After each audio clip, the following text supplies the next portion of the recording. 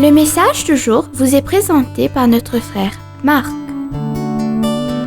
Bonjour, chers bien-aimés de notre Père Céleste. C'est toujours un plaisir d'être en votre compagnie. J'espère que vous allez bien et que tout va bien pour vous. Le verset de Romains 8, 28 sera le sujet de notre méditation aujourd'hui. Nous savons du reste que toutes choses concourent au bien de ceux qui aiment Dieu, de ceux qui sont appelés selon son dessein. Hier, nous avons parlé de Dieu travaillant toute la nuit pour nous apporter le miracle, la victoire, la solution le lendemain matin. Tout cela requiert la foi de notre part. Cela signifie que nous devons croire en Dieu, s'appuyer sur lui, quoi qu'il arrive, et être sûr que toutes choses finiront bien pour nous.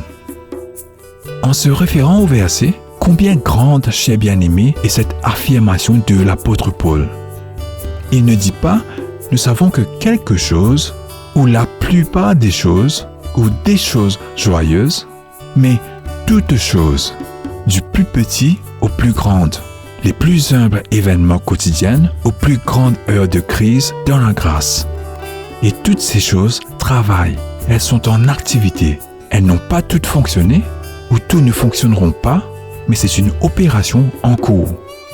À ce moment précis, même si des voix diront « votre jugement sont d'une grande profondeur », les anges là-haut qui regardent les développements au large ont les ailes repliées et s'exclament « l'Éternel est juste dans toutes ses voies et miséricordieux dans toutes ses œuvres », selon le psaume 145, 17. Et puis, toutes choses travaillent ensemble. C'est un beau mélange. De nombreuses couleurs différentes sont nécessaires pour tisser le motif harmonieux. De nombreux tons et de notes de musique séparées, même des discordes et des dissonances, sont nécessaires pour composer l'hymne harmonieux. De nombreuses roues et articulations séparées sont nécessaires pour fabriquer la machine. Prenez un fil séparément, ou une note séparément, ou une roue ou un rayon d'une roue séparément. Il ne peut y avoir ni utilisation, ni beauté quelconque.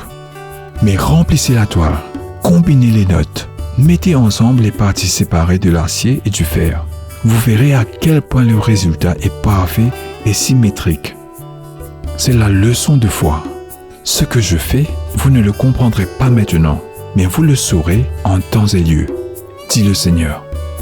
Bien-aimés, en tant que croyants dans la foi, nous devons savoir que dans un millier de tentatives, ce ne sont pas 500 d'entre eux qui travaillent en faveur du croyant, mais 999 d'entre eux.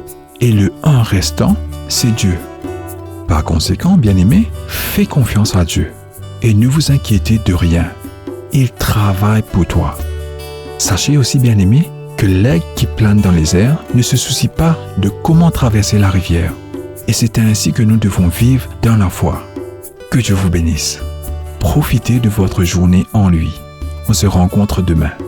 Au revoir. Si Dieu t'a touché à travers de ce message, appuie sur le like button et abonne-toi.